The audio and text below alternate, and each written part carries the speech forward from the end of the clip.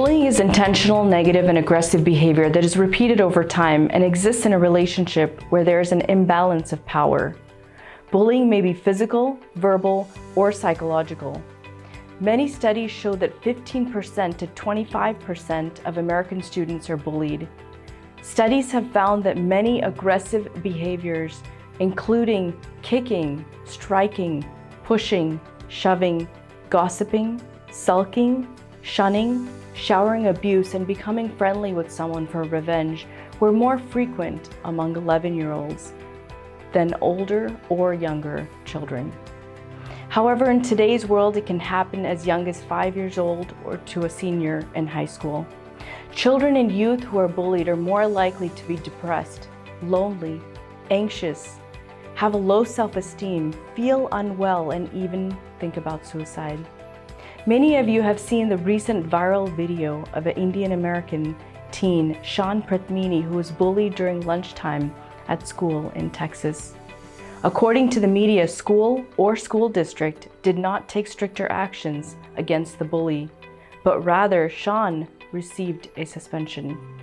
This is horrifying for many Asian-aged teenagers as well as their parents.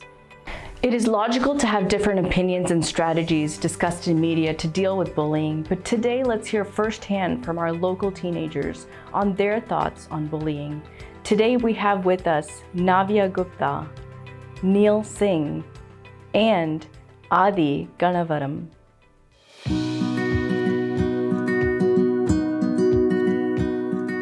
So Navya, please introduce yourself and also tell us what bullying means to you.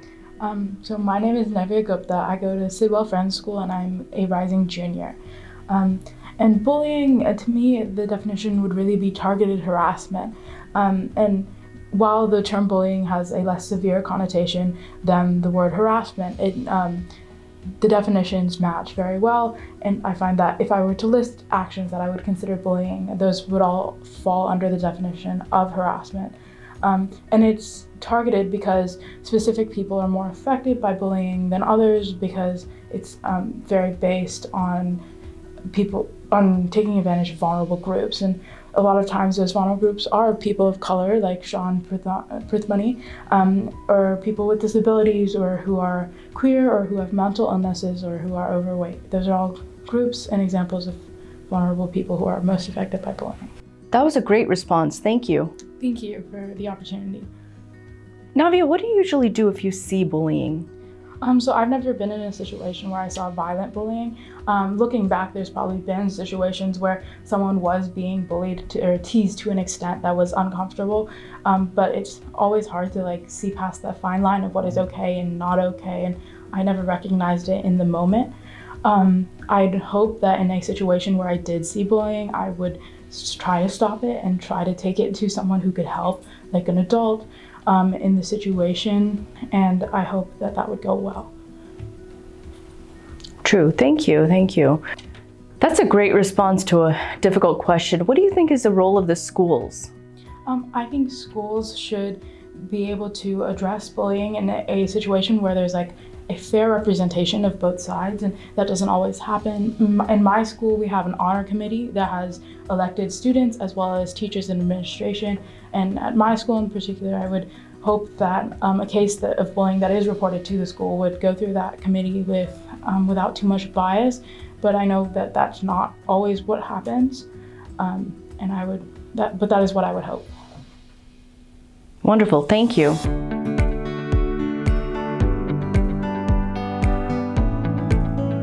Next, we'll hear from Neil and his perspective. So Neil, please introduce yourself and tell us what bullying means to you. My name is Neil Singh, and I'm going to be a junior at Landon School this coming fall. And so what bullying means to me is when kids try to show that they're better than someone by putting them down and making them feel bad about themselves. This repeated action makes the other kid feel really bad and just overall unhappy about where they are. Describe to us, Neil, thank you for that response. Describe to us what a bully is like. What do you think people bully for? Why do people bully? So from my experience, kids who usually bully are usually popular and feel like they're better than everyone else. they're usually mean to others and don't care about people's feelings. This is usually due to a feeling of insecurity within themselves that they take out on other people. Neil, have you ever been in a situation where you've had to help someone who is being bullied? Actually, yes, I have. In 6th grade, someone that I knew was making fun of one of my close friends because he had just failed his English test earlier that day. And so it was happening like once or twice, and I was like, okay, he's just poking fun at him, not that big of a deal. But then it happened for a 3rd time and then a 4th time, and that's when I figured that I had to step in because my friend was starting to feel pretty sad that not everybody in the whole school knew that he failed his English test. So I went up to the guy in private and I said that, hey, you're making my friend feel pretty sad over here. Would you mind just chilling out a little and not making fun of him anymore? And he actually didn't realize how bad he was making my friend feel. And so he actually went up and apologized to my friend after that. And they actually became pretty close friends after that, which was pretty cool. That's a great example, and you're a role model for standing up for someone else. That's really wonderful. Let's say in a scenario where this were to happen again, what would you do at that time? So if it were to happen again, I probably would have reported him to either like a guidance counselor, teacher, or maybe another trusted adult, and hopefully that would make him stop and make him rethink his ways. Great responses, great responses. I think getting the school involved is very important. Thank you, Neil, for offering your perspective and also standing up for the other student who couldn't stand up for themselves. So thank you. Thank you for the opportunity. Appreciate it. Sure.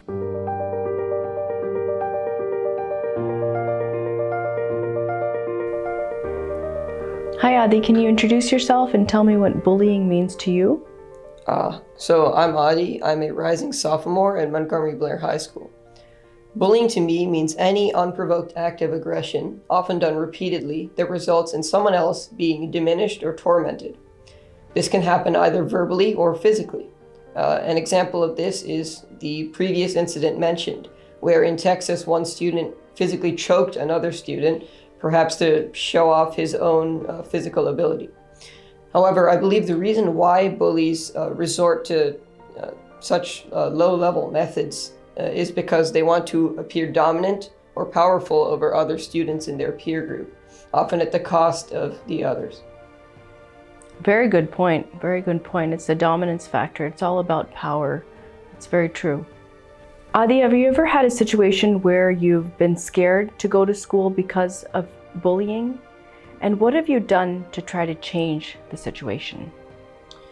So while I myself have not experienced bullying to a degree where I would be afraid to go to school, I have witnessed this occur in some of my peers. An example that I can provide is when I saw one student be actually physically shoved and pushed around in the hallways, and of course they became very uncomfortable in the academic environment. I think an important step to stopping this is to support one another and talk with trusted adults.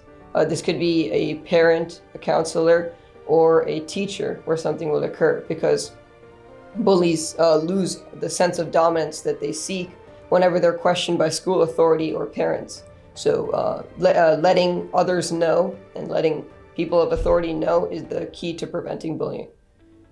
Sure. Great point. So identifying it and getting the appropriate authorities is really a great answer. What do you expect parents to do? What is the role of parents when it comes to bullying? Parents have a very important role in providing support, but the most important thing they can do, and often the most critical of roles, is to listen to children and their own children who are subject to bullying, because when someone approaches you because they're being bullied, they've taken the hardest step, which is to acknowledge that they need help and they're going to be seeking out someone else. They will not be intimidated or not acquiesce to a bully's harassment, and if they come to you, you have to be understanding and provide them the support that they need. However, the other side is that if you are the parent of someone who is bullying other children, you have to immediately have a conversation with them, a serious conversation about why their actions are inappropriate and destructive to their peers. I think that if everyone supports one another and everyone does their part, we can prevent bullying a lot more. That's a great point. It's a great point. When it comes to the role of parents, listen would probably be the top 3 things, and then take immediate action to support your child who is being bullied. One last question I have for you is, when you see other children being bullied, what goes through your mind? I've seen, as I said, I've witnessed other people being bullied, and I think I can illustrate the experience through an example. Once in around 7th grade, I saw a Mexican-American student being verbally harassed by another student, told that he was going to be arrested and deported, which is a blatantly racist comment, especially considering the events that were going on at the time. Now, I noticed that this made the victim of bullying feel very embarrassed and uncomfortable in the academic environment where he was normally comfortable, because he initially had a proclivity for academics. However, it made us, my friends and I, feel extremely, we felt very pitiful for him because he lost all that interest and was afraid to learn where he was normally comfortable. The steps that we took to change it, because we were so disturbed but that this was tolerated in the academic setting, was we first contacted a counselor and the teachers of the classes that the bully and the victim shared, and we invited the bullied student to sit with us during lunch and in classes. And eventually he overcame the bullying through the help of the counselors, and he was comfortable once again. That's really wonderful. I commend you for taking that action to defend the student who was being bullied. Making them feel inclusive is really important, so good for you. Thank you, Adi, for your perspective on bullying. Thank you for the opportunity. In conclusion, if your child or student is having trouble at school or with friends as a result of bullying, report bullying of yourself or other students to your teacher, coach, principal, and your parent. Consulting a mental health professional, such as a psychologist, can help child development in resilience and confidence. This will enable your child to be more successful, both socially and academically. Thank you for attending today's session. Thank you to our guests, Navya, Neil, and Adi. Thank you.